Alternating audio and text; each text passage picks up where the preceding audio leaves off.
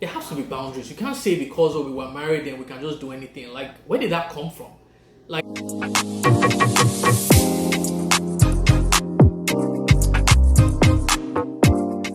what's up, guys? Hey, what happened? That's anything. Oh wow, okay. So how's it going, guys? New location. If you didn't check out the last video, we are going to be talking about boundaries for the whole of this month. What was the last video about again? Boundaries in relationships, something along those lines. We've been doing a lot. Like, we just finished a Bible study on the book of Romans for new believers. So if you guys want to be a part of it, definitely follow us on Clubhouse, and we're going to be doing it like once every 2 weeks. It was amazing. Like, the Holy Spirit was just on full blast. Definitely enjoyed doing it. Did you enjoy it? Yeah. It was awesome. You're asking me jam questions. No. So Like, if like I I no expect you to say wait, no no. wait, if I didn't enjoy it, I'm gonna say, oh no, I didn't really enjoy the Bible study. It was amazing. Like, a lot of insights were shared. So if you definitely want to join, check it out. This week is gonna be a spicy week. You know, I'm gonna be talking about something spicy. Gonna rock the table. You know, maybe not. We're here for some tables. You know, can sex toys be used in a Christian marriage to satisfy one another? So last week, I think it was last week Sunday, I think. I go on Instagram and I see a post that I decided to sort of like repost, and the engagement was something else. So the question was, hi Bucci, please, is it a sin for Christian couples to use sex toys doing sex to spice things up? Please, I'll be reading the comments. Even the person they sent the message to said, even I will be reading the comments because I don't know. Like, so it definitely generated a lot of comments and conversations, and so we wanted to sort of do a video to talk about it, because obviously this is something that is really, we were seeing a lot of patterns in the questions that were being raised, or comments that were being raised, and it's something that we had heard before, especially one. Like, I think we should discuss this first. Like, because a lot of people feel like, obviously we're discussing boundaries this month. Boundaries are here to protect us, not to keep us from actually enjoying ourselves, actually to help keep us to enjoy it for the reason it was designed for. But I feel like a lot of people have been like, a lot of the comments were like, as long as you are married, then it should be good. Anything you guys decide to do as long as you're married should be okay. And in my mind, I'm like, that doesn't even sound right, because a marriage isn't just between two people. A Christian marriage isn't just between two people, it's between the two of you and God. So your actions and decisions aren't to be made independent of God. You're supposed to be made with God involved in that decision. So what did you think about that? Okay. So I did a little bit of research, and from what I found, it seems like a lot of people use Hebrews 13:4 as the, should I say backup, or what's the English word?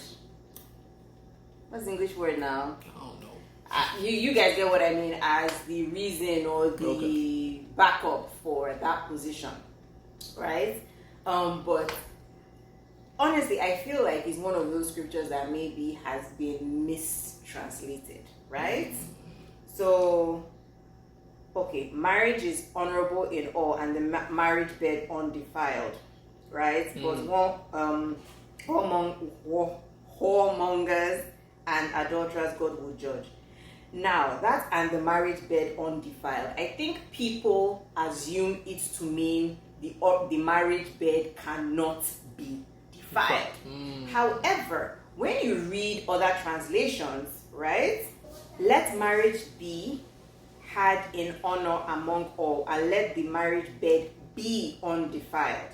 So meaning that you are not to defile the marriage bed. And it now goes on to explain how you can defile the marriage bed. It now says, but God will judge the sexually immoral and adulterers. So a lot of people are of the opinion that the only thing you can do to defile your marriage bed is adultery. However, it is written there, God will judge the sexually immoral and adulterers, meaning, as in, and this is the context of the marriage bed, meaning that as a couple, there are actually sexually immoral things that you can do. Wow. So. Yeah. So even for me, like even from a commonsensical point of view, and I feel like a lot of people like they'll be like, oh, the Bible isn't explicit on things like this, but I'm like, the Bible has the answers to everything if you're willing to sort of dig deep into it. The character of God is there as a guideline as well. And as Christians, when we know that, you know, the Bible says the way to life is narrow, is the narrow road, but the way to every other thing is the wide road, right? When you think about even healthy people, like healthy people cannot eat everything to be healthy. Even finances, you can't spend your money on everything and expect to be wealthy. You know, so the fact that you are married doesn't mean that you are allowed to do everything. Like to now just do. Like I don't get it. So knowing the character of God and how the Bible has been written and how, you know, the narrow road always leads to life, does that mean that everything is now permissible because you are now married? Like, you know, because someone actually made a comment here saying, if both parties like it and there are no health concerns, I don't see biblical prohibition. And this is the mindset of a lot of people.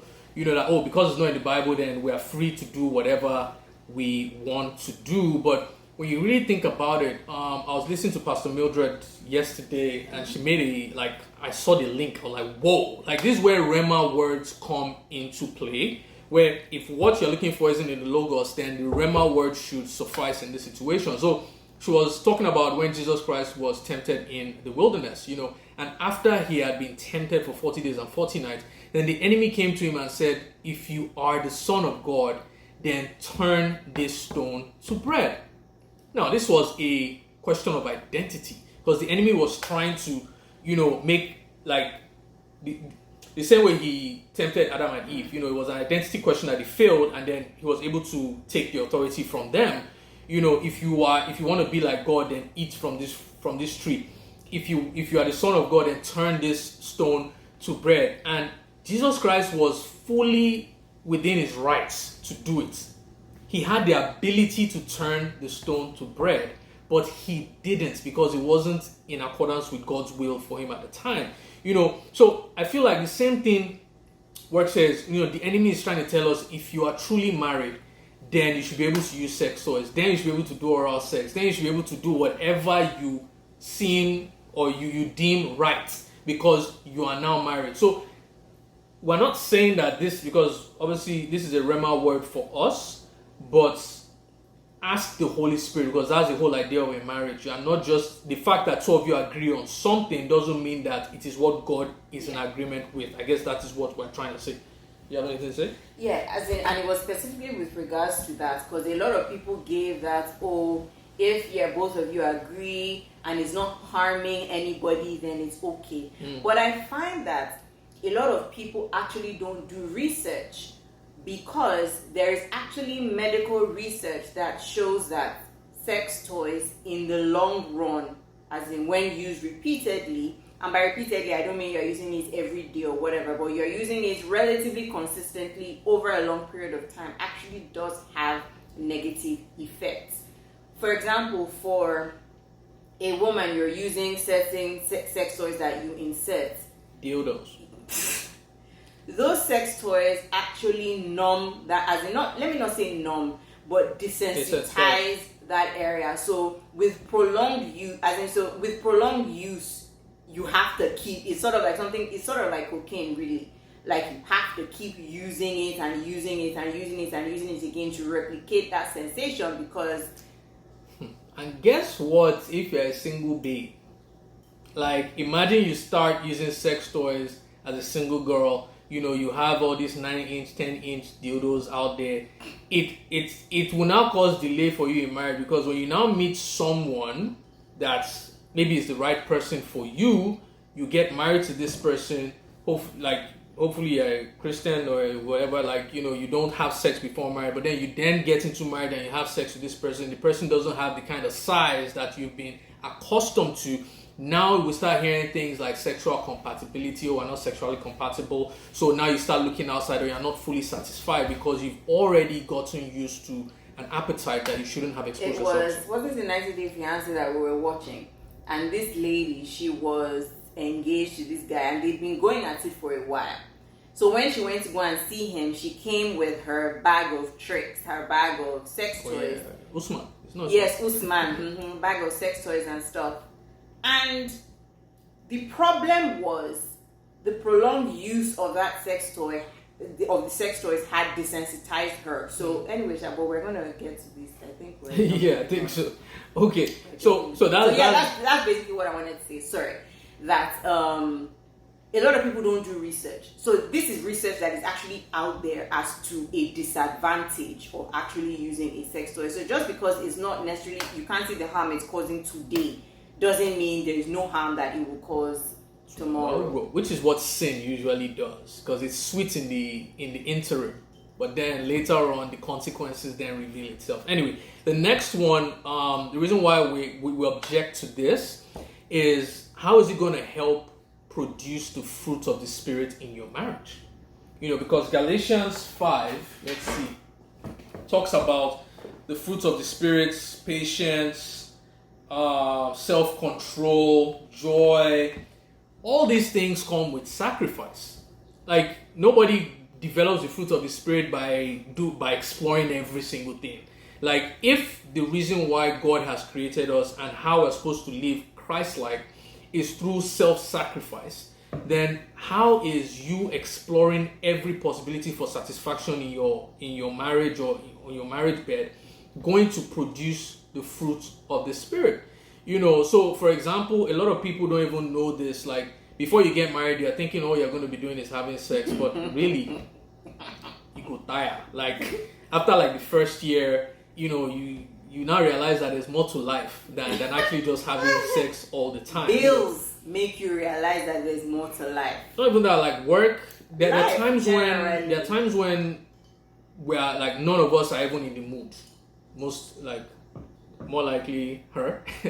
Yeah, you want me to expose you? More likely you. This past 2 weeks, you want me to expose you? What happened this past 2 weeks? It's alright. I'll keep your secrets. Wow. I'll keep your secrets. Wow. So yeah, like there are times when the other person will not be in the mood, and you can't have it because I feel like people feel like, oh, because we're married, we are both just going to want to do it at all times. There are times when your wife will be pregnant, even after pregnancy, like it might be a traumatic experience. It may not just feel like it takes a while for that whatever to come back to its normal distance. So if you haven't developed the fruit of self-control, where you feel like, because a lot of people actually would start using sex toys when maybe someone is not in the mood. So, okay, since you're not in the mood, let me just satisfy myself or get my own off or whatever. But we're supposed to be producing fruits like self-control, where if this person says, I'm not ready or I'm not in the mood, you subdue yourself, and then you wait until that person is ready. Like, I don't know, what do you think? Yeah. Yeah. I agree with you now. You don't want to share in this part. I've already shared now. By outing me. Me out you. No worries. Did I out him?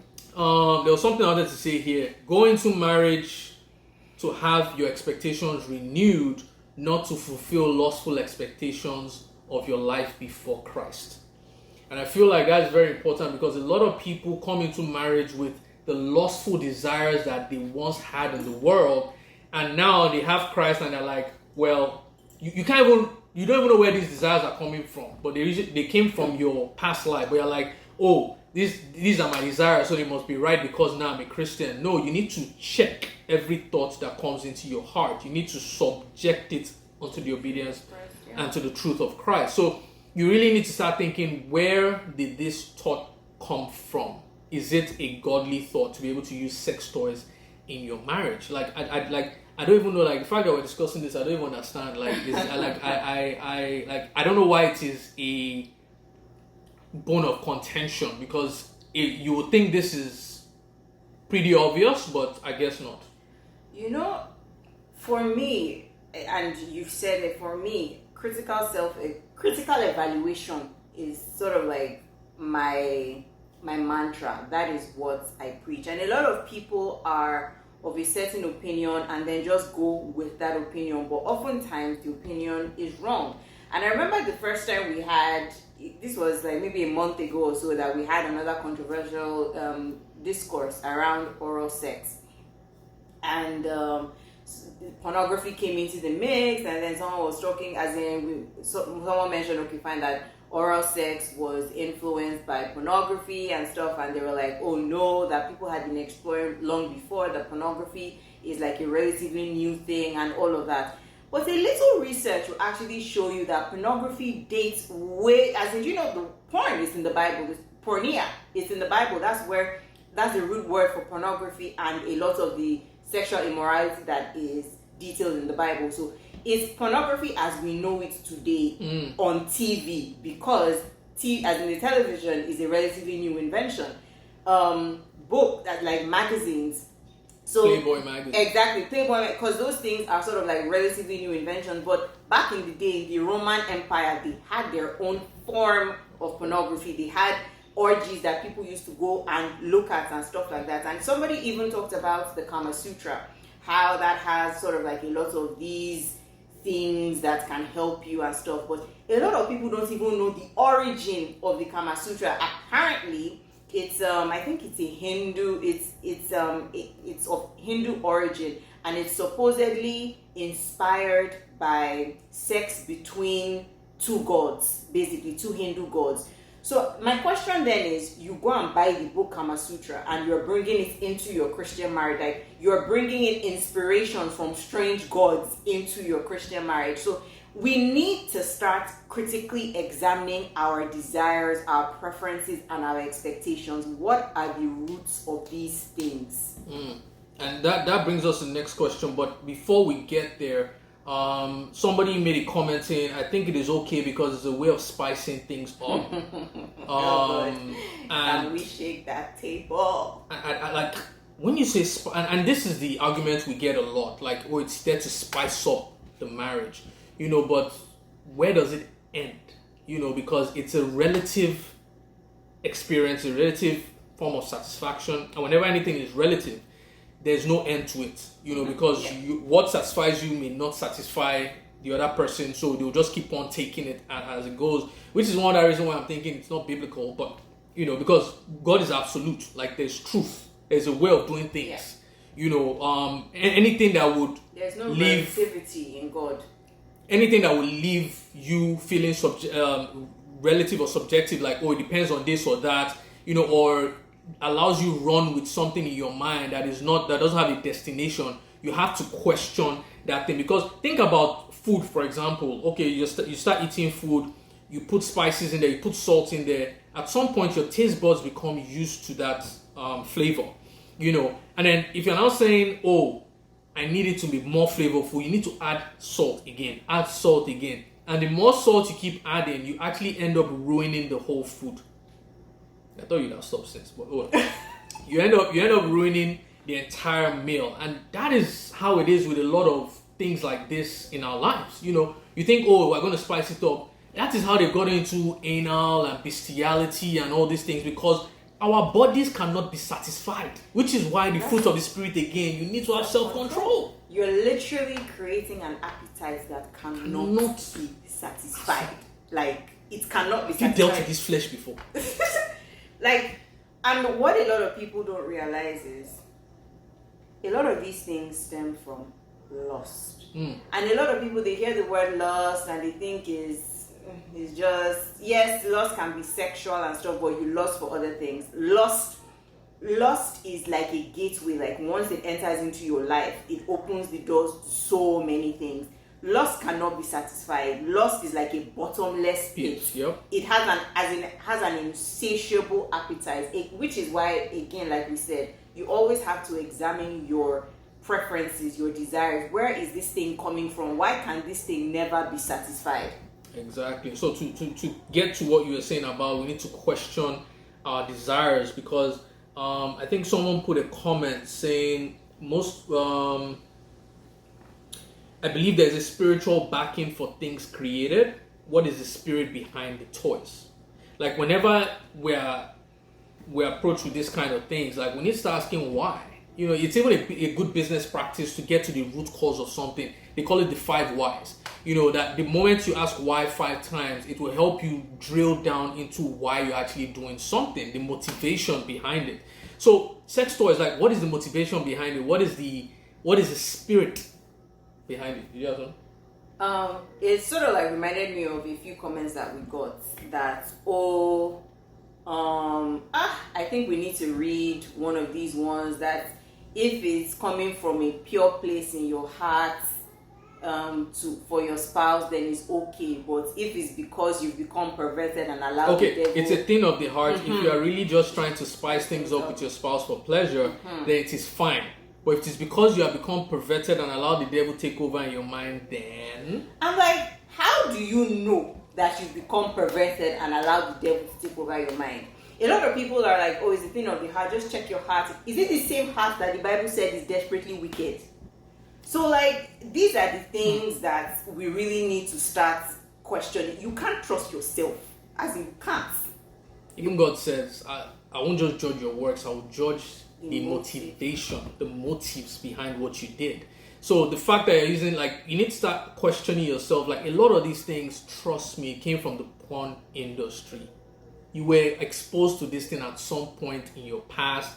Your old man probably indulged in it, desired it. Now that you're a Christian, you are still carrying a lot of those remnants into your Christian walk. You cannot put new wine into old wine skin. Yep. Like, see, don't get us wrong. We're not saying don't enjoy sex, don't have fun in sex. God gave you, gave us sex to be enjoyed. Yeah. However, within boundaries. Just the same way one of the boundaries he set was marriage. You are married, you are enjoying sex, right? You are enjoying it, right? All he's just saying is within. There has to be boundaries. You can't say because we were married then we can just do anything. Like, where did that come from? Like, and we keep hearing this on Clubhouse. You know, it's based on their own marriage. Like, whatever they decide is good. You can't tell another married couple what they do in their own matrimonial home.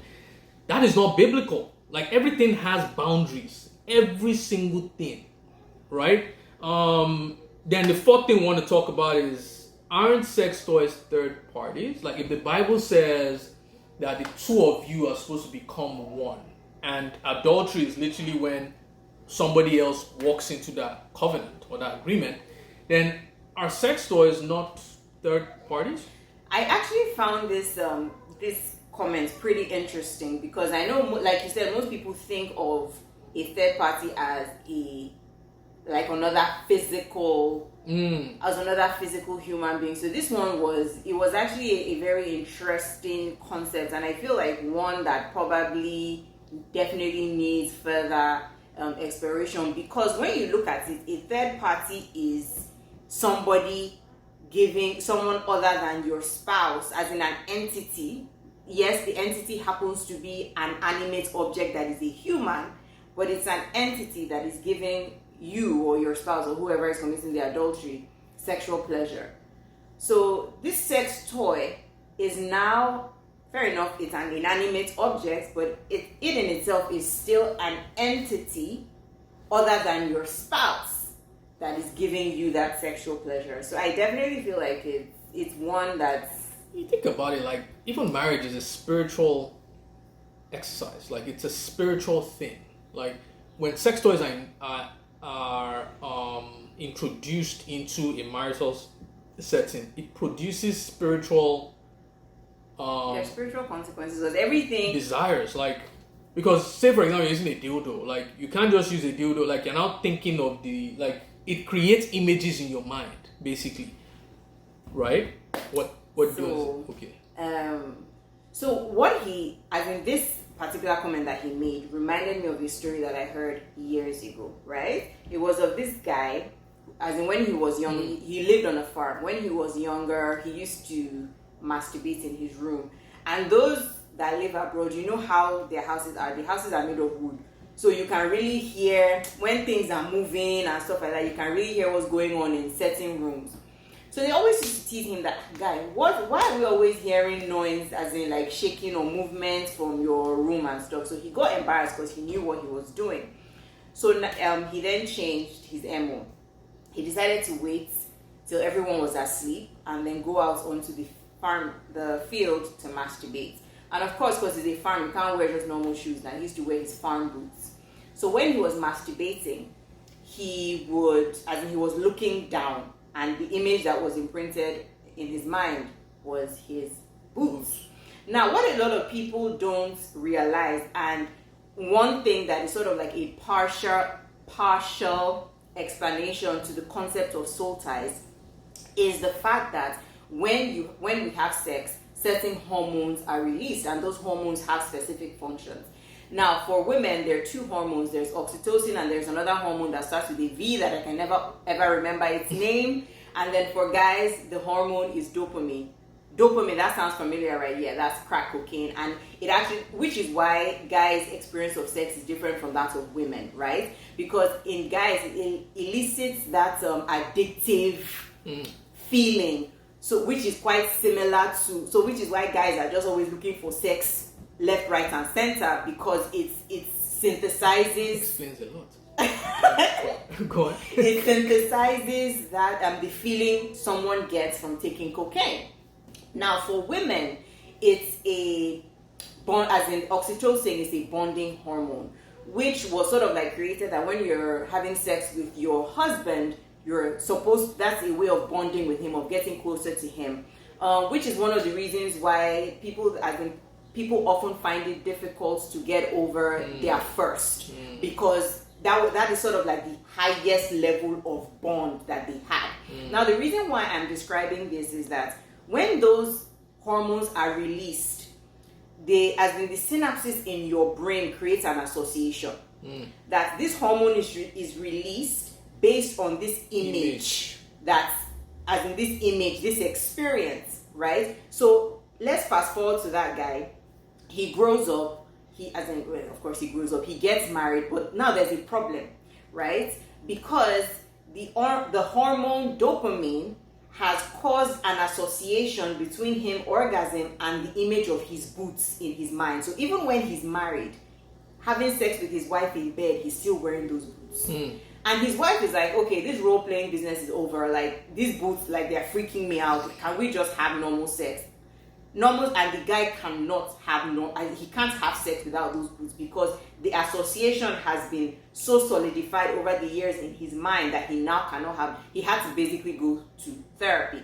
Now, bringing it back to sex toys, again, with that association, with the continual use and all of that, your brain is now making an association with that level of pleasure and the sex toy, which is now, like we said, why you now increasingly have to keep spicing things up, because your brain is continuously making those, in its mind, higher and higher and higher associations, which is the appetite that it keeps creating. Absolutely. Thank you for the lecture, man. Appreciate it. Sorry. That was actually pretty detailed. I like it. I love it.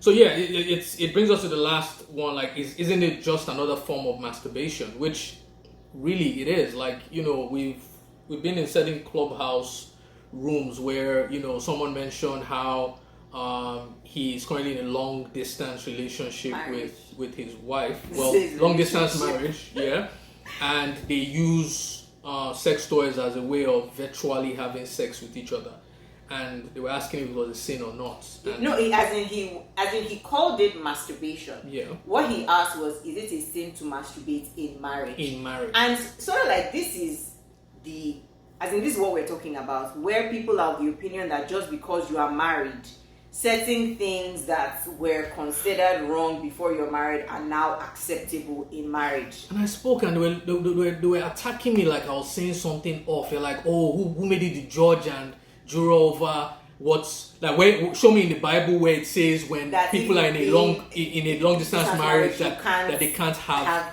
virtual sex. And I was like, whoa, like, is this what Christianity has turned into? Where and it stems back to the initial thing we said. The fact that you are married doesn't give you the ability to do just anything. There are boundaries for every single thing And there's a reason why, because God wants to protect us from this Hindered no, not even just that, but unrestricted desire that we want to just burst out of, and just because He knows that once the desires are not, it's Pandora's box. Once you open it, you will now start thinking of different ways of. Look at how perverted the world is now, where people are even thinking of anal. Like, that is where your doo-doo comes out from. Like, how does that become a sexual part? Like, really? Jeez, man. Calm down. Anyway.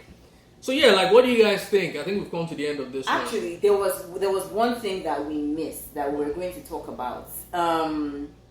How it affects connection, like physical connection between spouses. I think we should probably have mentioned it earlier. When we were talking about numbness and desensitization and stuff like that. And it's sort of like human, like, as a babe, for example, your husband was not made to vibrate the way I said that doesn't make sense. Vibrates or a vibrator or whatever. Why do you even be vibrating like this thing? Is that normal sex? Is that don't be vibrating like this. So, as in, and which is why we say it creates an appetite for more and more and more, because the more you expose yourself to these things, the more these things can't satisfy you. So, like, and a lot of we women, we need to, as in, yes, it's a lot of people say that, oh, women don't have orgasms through normal penetration or whatever, but a lot of us, I feel like, and of course, as in different people like going through different things, so this particular point is not going to apply to everyone, but there are a certain group of people that need to come, as in that need to actually sit down and think of what they've exposed their lady parts to. So you're having, as in you're using a vibrator with your husband, for example, your husband cannot vibrate or maybe even be the same size as a vibrator or whatever. So you are now training your body to have orgasms with something that your husband cannot replicate.